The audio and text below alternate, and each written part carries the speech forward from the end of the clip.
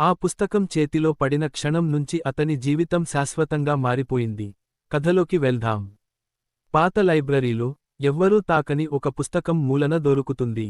ఆ పుస్తకంపై రాసి ఉంటుంది, ఇది చదివినవారి తలరాత మారిపోతుంది అని. మొదట భయపడి వదిలేస్తాడు. కాని ఆతృతతో ఒక పేజీ తిప్పుతాడు. మొదటి పేజీలో అతని గత రహస్యాలు రాసి ఉంటాయి. రెండవ పేజీలో అతని ప్రస్తుతం జరుగుతున్నది రాసి ఉంటాయి. మూడవ పేజీలో అతని భవిష్యత్తు కనిపిస్తుంది. చివరి పేజీ తెరిచినప్పుడు అతని మరణం ఎప్పుడు, ఎక్కడ జరిగేది స్పష్టంగా రాసి ఉంటుంది. ఒక్కసారిగా దిగ్భ్రాంతికి గురవుతాడు. అతను ఇంకో 2 రోజుల్లో చనిపోతాడు. కానీ పుస్తకం చివర ఒక వాక్యం వెలుగుతుంది.